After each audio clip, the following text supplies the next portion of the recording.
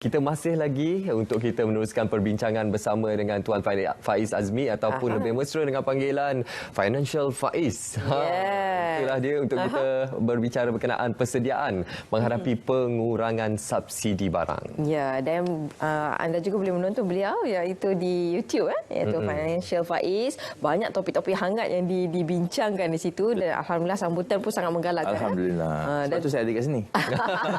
Alhamdulillah. Okey. Dan antara yang lain yang hangat jugalah diberkatakan sebab sekarang ni kita faham ada orang yang sekarang ni rasa macam nak tukar kereta. Jadi dengan berikutan dengan rentetan daripada OPR dan sekarang ni juga pengecualian pengeluaran cukai pada bulan Julai nanti akan bermula, maka akan ada kenaikan harga dari segi harga kenderaan dan sebagainya lah. Pendapat Tuan sendiri bagaimana untuk sekarang ini? Adakah masa yang cukup sesuai untuk kita tukar kenderaan ataupun tidak? Okey, kalau dari segi kereta kalau perlukan kereta tu belilah, tak ada masalah. Cuma tak akan dapat kereta tu sekarang sebab tak ada stok. Chip shortage Tadi kita cakap pasal shortage makanan, sekarang kita cakap pasal chip shortage pula. So dari segi itu kalau betul-betul perlukan kereta, beli pun dekat dealership tak akan dapat sekarang lah, kena tunggu berbulan-bulan. Ada orang dekat setahun dia punya queuing list, sebelum kereta tu sampai. Itu pun tak tahu betul akan di-extend ke tidak. So perlu tak beli kereta sekarang? Dari segi fiskal, dari segi kewangan bolehlah booking sekarang sebelum 30 Jun. Sebab kalau tak booking sebelum 30 Jun, you tak akan dapat SST exemption tu. Lepas tu kereta tu pula kena sampai sebelum 31 Mac tahun depan. So sekarang ni dah bulan Jun. Kalau selepas itu? Selepas tu kalau pun dah booking sekarang pun, tapi kereta tu yang lambat sampai, kilang tu lambat produce, you kat queue yang belakang-belakang, kereta tu sampai bulan Julai tahun depan lah. Kita kena bayarlah cukai ke atas, cukai jualan ke atas benda tu lah, ke atas kereta tu. Boleh lah kalau dah sampai waktu tu nak cancel booking, tak ada masalah. Tapi persoalannya adalah biasanya saya nak datang ke Angkasa Puri ni, ambil kalau dari rumah patutnya 30 minit. Tapi tadi sejam setengah. Memang kereta banyak di Malaysia ni. Ya, betul. Sebab nak bawa kereta kat Malaysia agak murah. Dari segi kos minyak, kos minyak ada subsidi. Dari segi pembelian kereta pun ada tax exemption. So jadinya waktu MCO tu ramailah orang-orang beli. Dia seronok pusing-pusing kat dalam bandar dia. Tapi selepas MCO habis dia pun bawa kereta, semua bawa kereta, semua ada fikiran sama, jalan pun penuh. Tapi nak salahkan mereka pun tak boleh juga sebab semalam pun ada viral di social media orang masuk ke stesen kereta api, depan eskalator tu orang beratur across dia. So maknanya memang ramai pun orang fikir okeylah tak nak bawa kereta, nak naik kereta api, tapi nak naik kereta api pun penuh. So memang orang dah ramai dan padat. Yang ini kita tak boleh, sebagai rakyat kita tak boleh buat apa-apa. Kerja tetap kena pergi kerja. So kenalah menghadapi, unless kalau kita ni adalah seorang bos, kita pindahkan kita punya office tu depan rumah kita, dan tu boleh. Tapi pekerja-pekerja kita pula macam mana? Bukan dia duduk dalam rumah kita. So semua orang akan hadapi masalah yang sama. Okey, bila bercakap berkenaan dengan kereta ini berkait rapat juga dengan minyak kenderaan, RON 95, RON 97 dan juga minyak diesel. Jadi bagaimana dari segi subsidi minyak ini? Sebab kita sudah maklum negara kita merupakan antara mempunyai harga minyak yang paling terendah di Asia Tenggara. Jadi bagaimana dari segi subsidi minyak kenderaan ini? Okey, bagus sebut minyak kenderaan sebab tadi kita cakap pasal minyak masak. Minyak masak dia dibuat daripada crude palm oil, komoditi di dunia. Habis minyak kenderaan ni buat daripada apa? Daripada minyak jugalah, minyak hitam. Okey, minyak hitam pula. Minyak lah dia petroleum tu lah.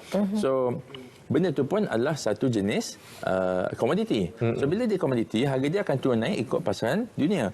Di Malaysia ni RON 95, harga dia tetap saja sebab ia diberikan subsidi. Untuk tahun ni sahaja kerajaan menjangka subsidi untuk RON 95 ni adalah 20 bilion. So, lebih kurang 20 bilion. Kita subsidize 70 bilion untuk semua benda, tapi 20 bilion adalah untuk RON 95 saja. So adalah kemungkinan untuk sesiapa yang bawa kereta, kereta murah lah, beli kereta murah.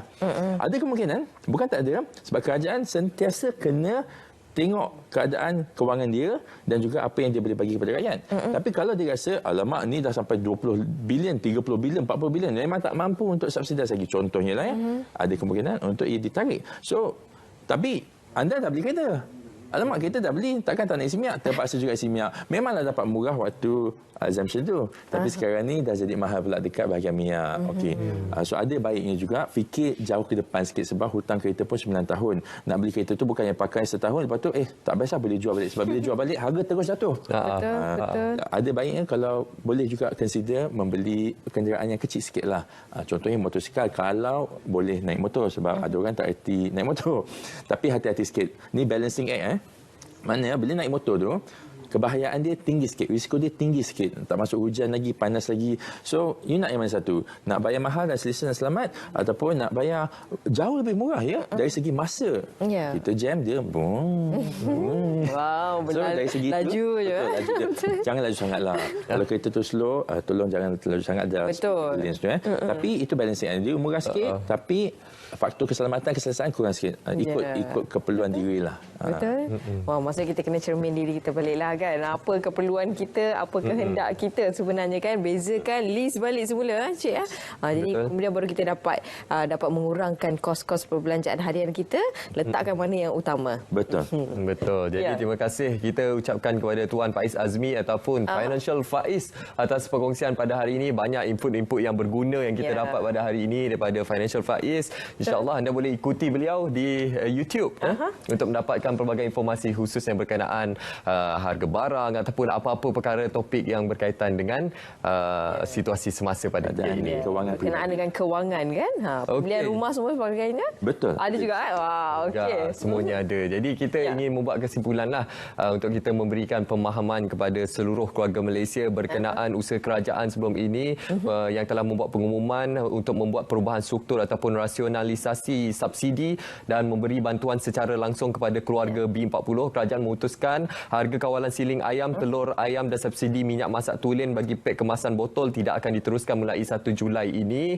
Namun dalam konteks subsidi ini kita jangan salah faham, kerajaan tidak menghapuskan subsidi minyak sepenuhnya. Sebaliknya minyak masak dalam paket atau kampit sekilogram masih lagi dijual dengan harga subsidi RM2.50 sekampit. Itu dia yang perlu kita tahu. Jangan kita sebarkan berita-berita palsu dan akhirnya memudaratkan diri dan juga masyarakat. Baik, terima kasih kami ucapkan sekali lagi kepada tetamu kita iaitu Tuan Faiz Azmi selaku Perundi Kewangan. Terima kasih diucapkan. Sama-sama. Terima kasih.